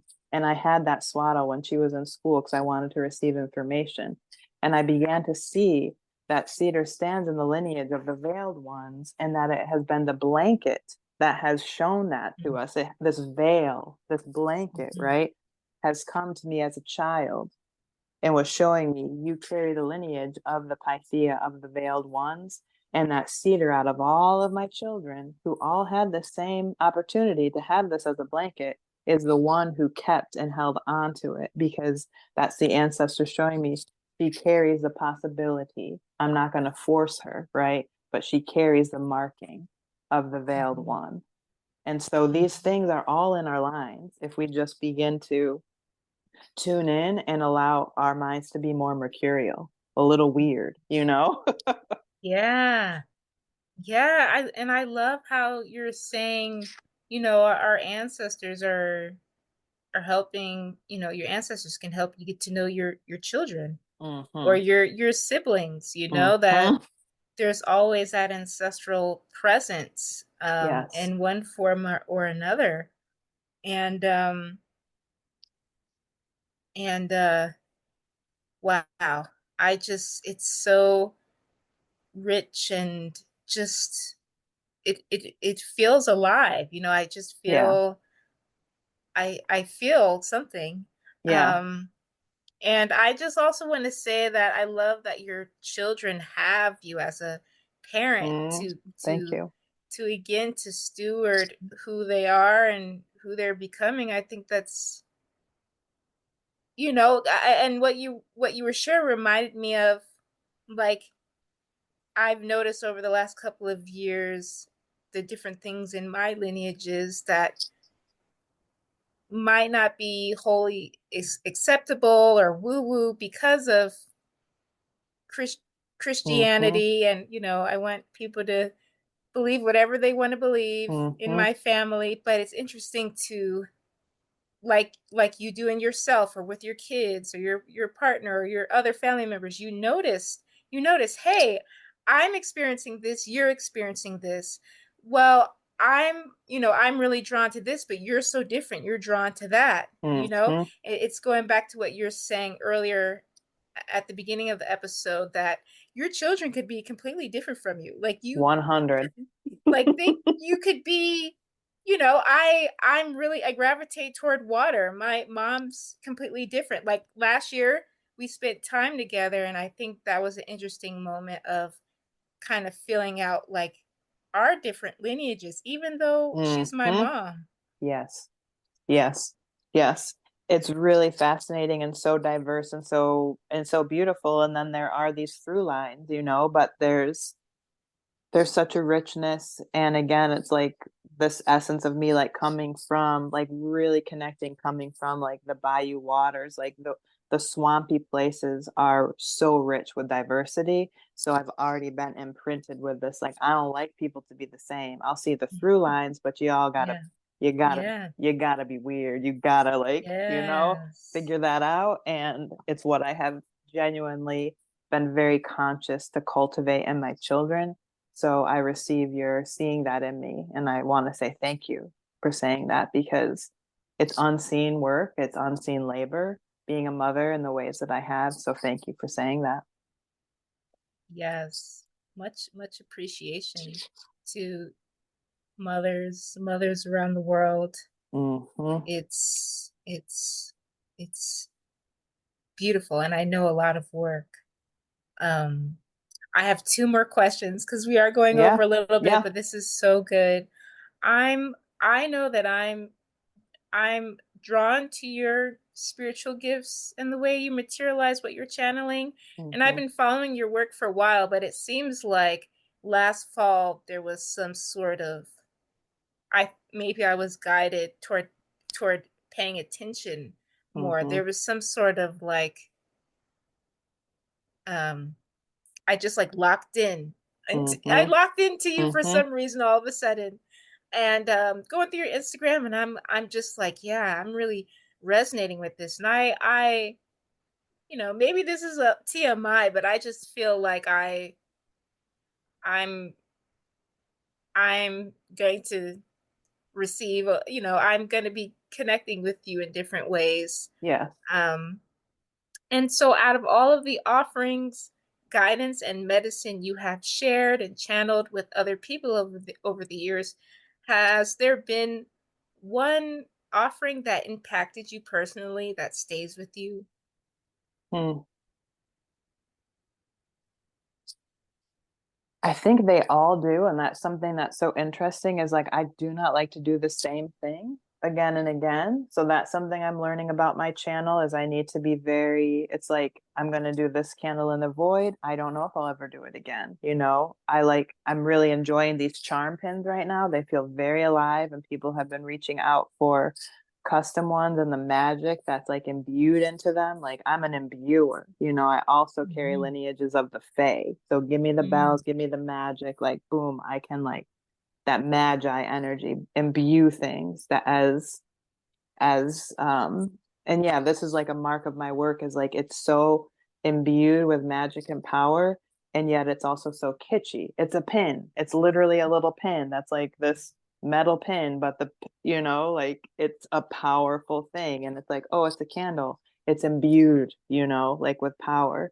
And that's that line I love to work with is this deep magic power of imbuement and yet it's in the mundane everyday vessel of a pen or of a candle or of a garment, And so, yeah, saying garment, I think that's what I might presence is I did a trade with a friend maybe a year and a half ago, Madison, who's a somatic um, therapist. I'm not sure if that's the correct word, but we did a trade and they held space for me for, I believe, a couple sessions in exchange for they wanted me to make a rubedo dress for them because I'm a sewer and used to have a clothing business. And what I learned from that impacted me so deeply because as I began to tap into her ancestors and they began to communicate with me, they're like, we don't want to make a dress.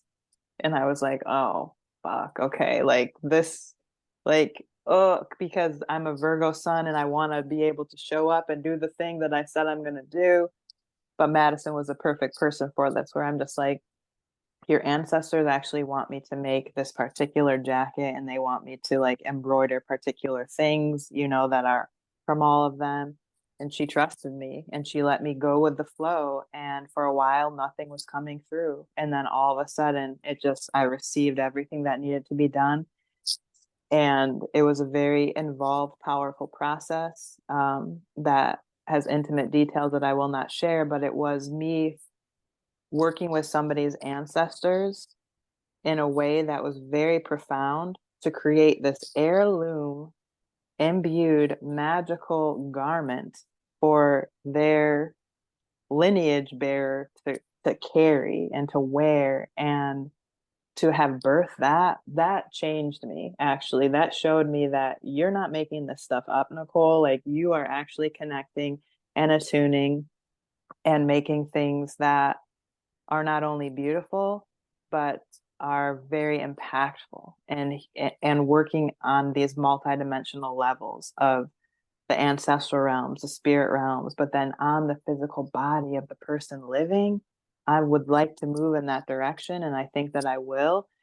But it will sort of be again that divine appointment, like one or two people a year, because that took a long time. Because I'm working with embroidery and thread and grandmother spider and imbuing, and it's very mundane but very magical. And so I'll share pics. I haven't shared them yet on Instagram, and you could share them however you do. But I'm very proud of that. I'm really proud of that. Yeah. That's amazing. I love the spider medicine weaving Mm-hmm. energy. Mm-hmm. I saw like 8 legs or Oh six yeah. legs or something, and the Yes. thread going and Yes. Yes. yes, like you know, I yeah, you and some other and another person who I'm also going to interview. You two might be the only people, I guess, in my field of awareness, or who I'm gravitating toward, that's connecting to ancestors. But I love how they were like, "No, I don't want to make I know. I don't It a scared me. I was dress like, oh or a no. skirt." I said I would do the dress, but Madison was like, I trust you, ride the ride. And it was an initiation for sure. It allowed me to then believe and trust that I can bring through the ancestral loom, which is that ancestral container I just talked about. And it was sort of initiation. It happened around the time Pluto was moving doing that first sort of dance into Aquarius, then came back and then has station. But it was in that cusp, in that threshold that I was creating and beginning to really, I'm realizing, stitch my way into the fifth house of Aquarius of like, I'm Mm. going to take all of this Oh ancestral yeah. wisdom and now like fucking create, in this way. And yeah, it really helps anchor me into this more established energy where I'm trusting myself, I trust myself, my gifts, what I'm bringing through, what I'm hearing. And yeah, I would say that jacket, that garment. That's dope.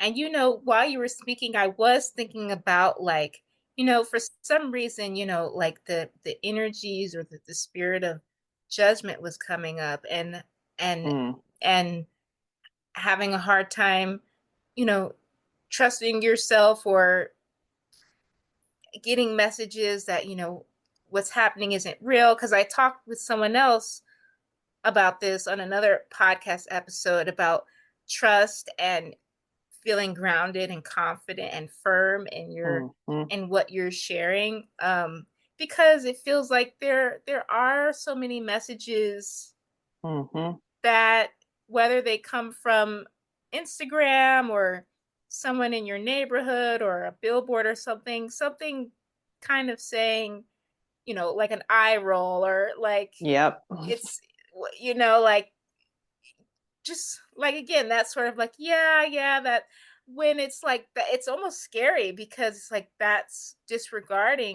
Mm, that's disregarding something that could be powerful but also filled with beauty, nourishing, yes, teach you about love, connect you to that one ancestor you had a hard time connecting with. And yes. I don't know, that's just been really on my heart. Like, it feels maybe in my own life of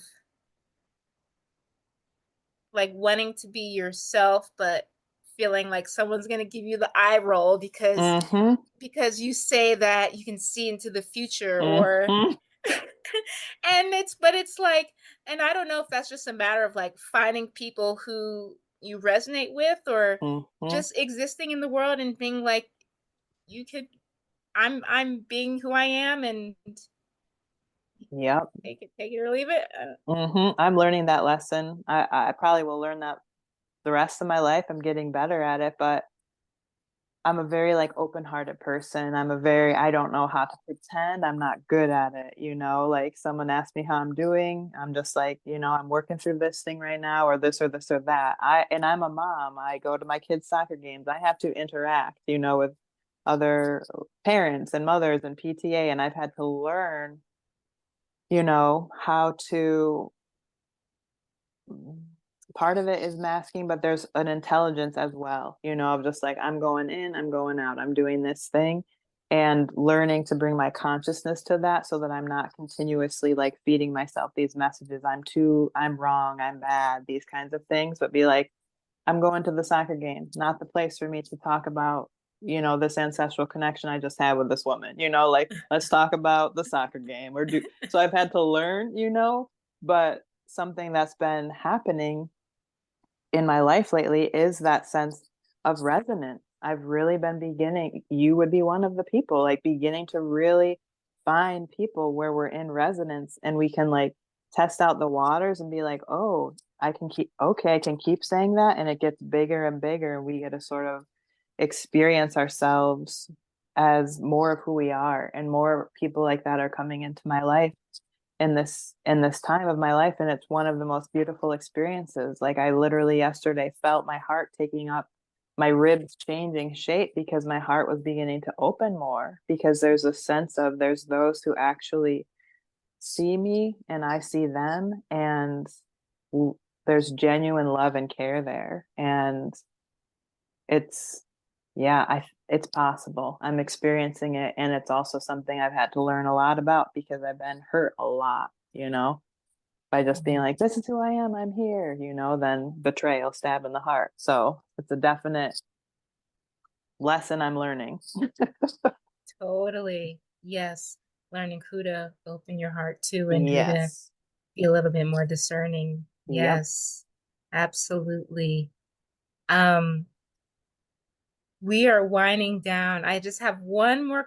question for you, and then any last thoughts on your heart. Last fall, you shared an offering called Candle in the Void, and I had a chance to buy a candle from you, which has been, like I said, so moving in my own life. I think I shared with you before we pressed record, but that, this candle has really connected me to um, prayer and Mm-hmm. speaking out loud, which I don't really do. Mm-hmm. Um, and it's felt kind of, it's like new. It's like, it's a very new kind of sensation and experience for me to speak out loud. Mm. And I love the combination. The candle was so watery, but it's like this candle that you light and there's fire, but it also has all these watery insights and imbuement. And I had a powerful dream from this candle. Um, and I'm like I said, I'm surprised. And Mm-hmm. I was like, I'm really connecting to um I'm I'm you know I'm I've had the dream was completely unexpected. It was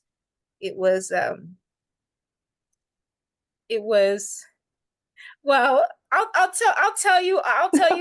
tell you after this, but Okay. it was it just sort of, well, I can share it because I already partly said it a little bit, but it was this dream where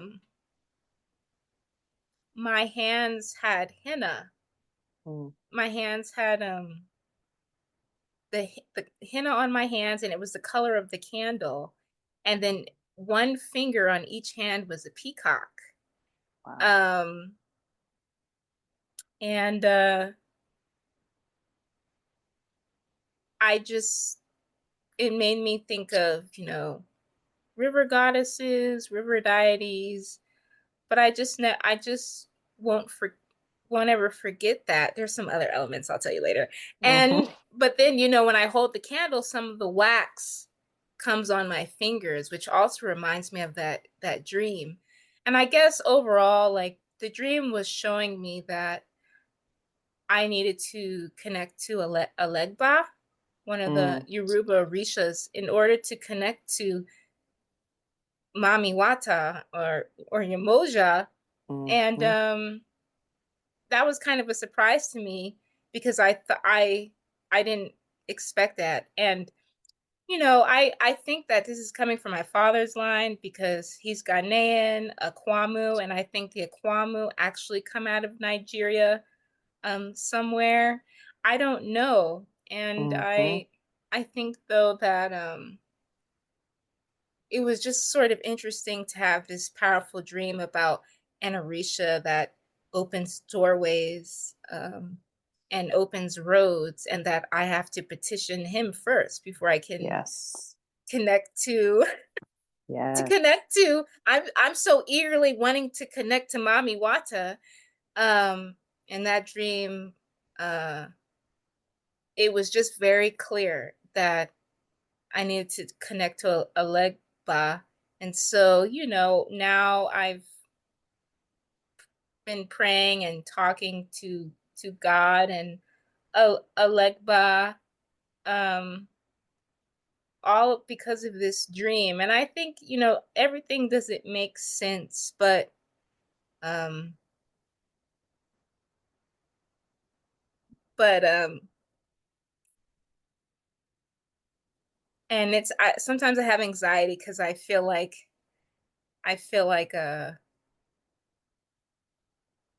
have to like prove myself or something Mm. to have this dream, or like, but I just want to be with what I'm experiencing and what I've dreamt, Mm-hmm. and Um, and so that is the power of your candle, which I received in Arizona and I've been working with in New Mexico. So that is just a lot to say. Where can you share? Oh my God, my words are getting jumbled. Let me back up and say that more clearly. So, in saying all that, can you share how Candle in the Void came about and what it was like creating candles and channeling messages for people who signed up for this offering? Mhm. Yeah, I remember the day I was going on a walk and I had woke up feeling like really happy and really like joyful and connected to life. And then I remember going on Instagram and just beginning to like see again all of the pain and the harm that was happening in the world. And it just began to really weigh on me. I just felt really weighed down, and this sense of like, I got I got nothing to give. Like all I'm doing is like making these little trinkets with my hands. Like this is, I just started to get really down on myself of just like, all of this harm in this world, like you're protesting in the ways that you can, but like just this sense of I'm not doing enough. Even these little things aren't enough. And I was aware enough, that that felt like it was like coming from outside. I'm familiar when these energies come in, but I walked by this like swampland and then I sat down and I just started to pray. I just started to feel the contemplate come through and speak through my voice, and they were just like showing me, Nicole, like you cannot let this get you down. You cannot allow yourself to, you know, believe that the beauty and the things that you put into the world, these are of value. And they just began to through again non like English, through this liberatory tongue, began to vibrate inside of me and to break off these stories that would literally have stopped me from joy, stopped me from showing up in the ways that I want to and for the collective. And then I had these candles and I had this wax, and I used to do them as a kid. My mom would always have for Christmas gifts, we would do that. And then I just had this sense to use some of the sigil work that I'm working with and to work with the beeswax, work with the bees. I love the honeybees. I work with them as well. And to create a candle that would hold a frequency. And Mhm. as I began to create it, this is often what's happened. I'll get a nudge, I begin to do it, then information begins to stream in. And then I began to feel the contumely and the fae and the honeybees begin to just communicate that this is something that as I'm creating, that this is something they were inviting me to offer to other people. They were just like, these are heavy times, these are hard times. And one of the gifts that you carry and that I do carry, and this is what I have brought into being a mother, is this ability to sense a core essence, a core thread. There's so many, but to be able to really tune into one or two of them of a person and just breathe life into that and to just channel magic. And they were like, we are inviting you to make this an offering and to share this with people, to channel energies of their essence onto this candle that they can burn, and that burning that candle will then reflect back to them their beauty, what they carry within inside of them. And so I just shared it. I made two candles and I shared them. And typically when I do things like that, they go relatively quickly. And this one took longer for people to like to get a sense of and to sign up for. And even in that was a lesson where I didn't really need to feel shaken, because I was like, even if one or two, the medicine was for me, and now I'm just wanting to share this. So they really helped restory within me Mhm. my worth. And that from that place, I was then able to create and channel these candles for everybody who was drawn to it. And people are still reaching out for custom candles, and I'm open to that. I love doing it. And it was just a fun, powerful way to channel what I'm always doing, which is bringing messages to people from the spirit realm about who they are, encouragement, their connections to different beings and imbuement. And so, yeah, I remember making yours, and everything you said makes so much sense with the energies that I felt swirling around me as I created it. And it makes so much sense that you were given that dream. And I'm still surprised. I'm still, people report back often, this happened, or I can't believe this. And like, this has been happening for the majority of my life. When I make things, magic happens. They're talismans. I'm saying what I'm actually doing, and it's actually happening.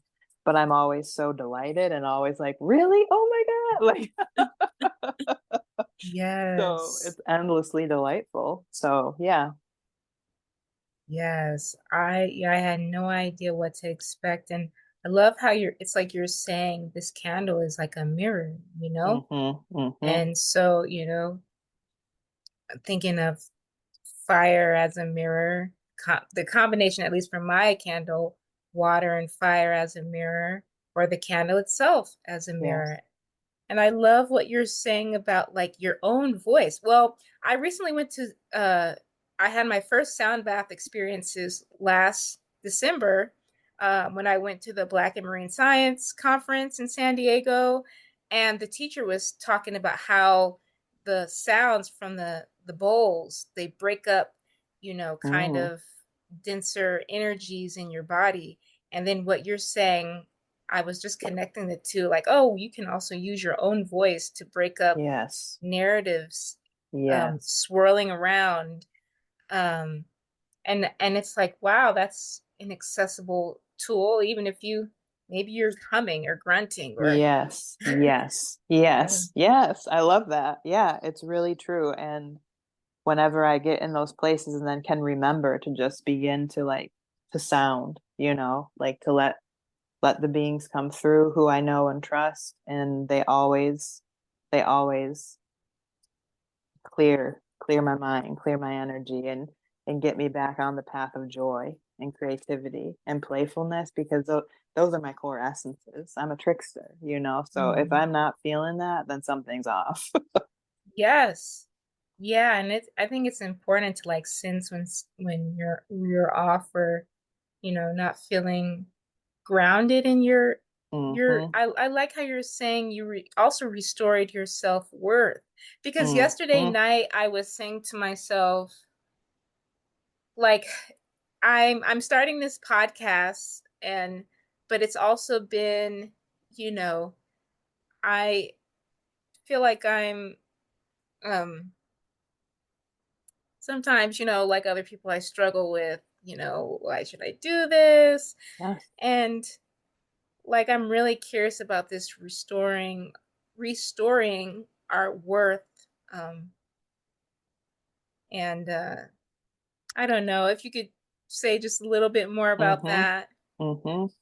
I think too, like I'm going to speak your own words back to you, of what you were sharing that I'm going to be chewing on, which is this sense of this interdependence, that's like already your podcast is giving voice to people like myself, to the other people who you did, and so yes, it's about you, but it's also about this broader collective. And so I'm just wanting to Thank you. lift that up again, because that's what's wanting to be voiced in this moment. And I feel as though, yeah, that's helping me, like what you said. And so I'm wanting to lift that back up, where it's like when I can get into that place of like, this is so weird, or nobody this or that.